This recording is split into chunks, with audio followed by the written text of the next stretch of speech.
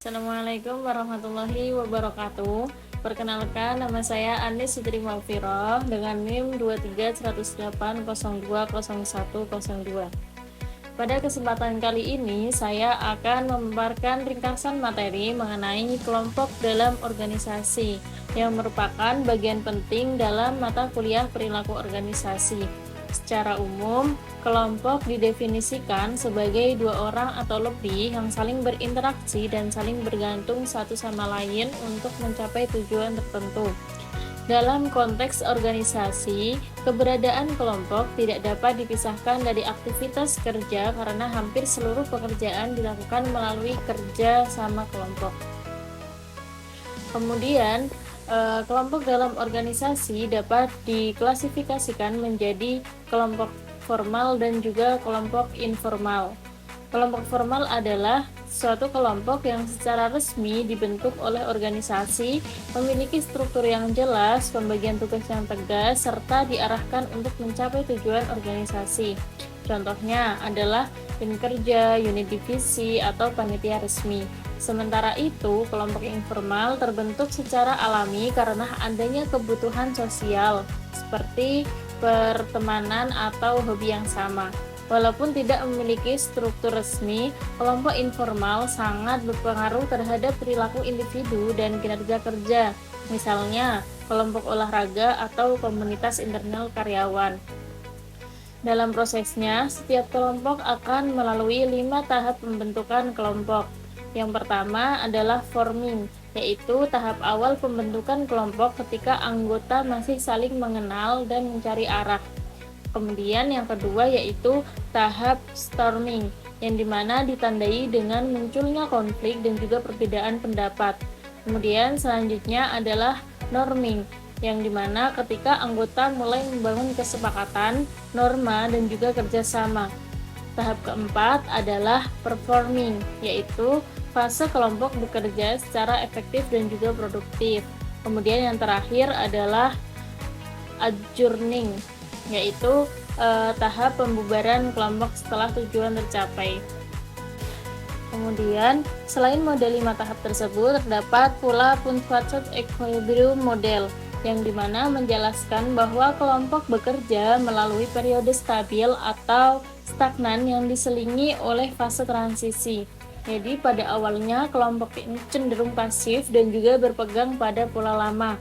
Namun, ketika mendekati batas waktu, terjadi perubahan besar dalam cara kerja kelompok hingga akhirnya tujuan dapat tercapai. Jadi model ini menekankan pentingnya momentum dan manajemen waktu dalam kerja kelompok. Kemudian selanjutnya yaitu kelompok memiliki beberapa karakteristik atau properti utama, antara lain peran, norma, status, ukuran, kohesivitas, dan juga keragaman. Peran adalah pola perilaku yang diharapkan dari seseorang sesuai dengan posisinya dalam kelompok.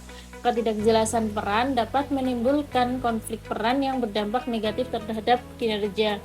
Kemudian, norma merupakan standar perilaku yang disepakati bersama, seperti norma kinerja, norma penampilan, norma sosial, dan juga norma alokasi sumber daya. Kemudian, pelanggaran norma itu dapat memicu perilaku menyimpang di tempat kerja.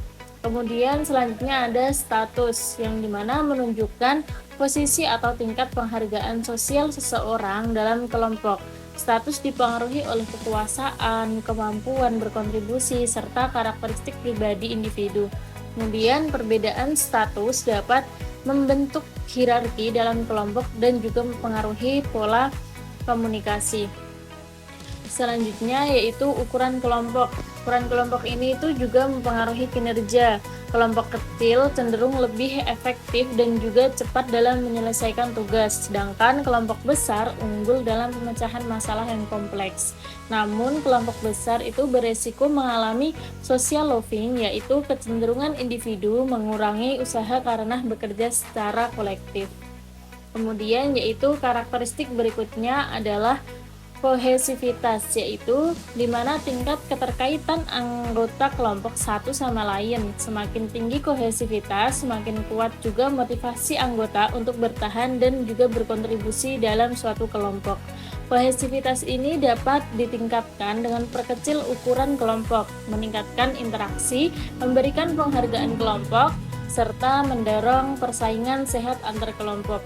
Kohesivitas yang tinggi itu jika didukung norma yang positif akan meningkatkan produktivitas kelompok. Selain itu, terdapat keragaman kelompok, yaitu perbedaan latar belakang, nilai, atau karakteristik anggota.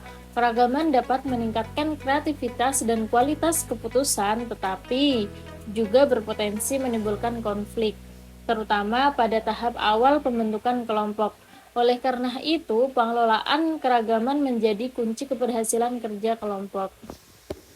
Kemudian dalam pengambilan keputusan, yaitu dalam keputusan kelompok. Ini tuh memiliki beberapa keunggulan seperti informasi yang lebih lengkap, sudut pandang yang beragam, serta tingkat penerimaan keputusan yang lebih tinggi.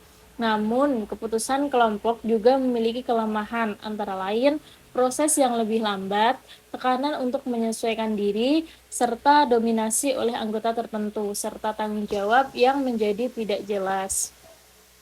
Untuk mengatasi kelemahan tersebut, organisasi dapat menerapkan berbagai teknik pengambilan keputusan kelompok seperti interaksi kelompok langsung atau dinamakan brainstorming untuk menghasilkan ide tanpa kritik, teknik nominal kelompok yang lebih sistematis dan independen, serta pertemuan elektronik yang memungkinkan partisipasi anonim dan lebih objektif.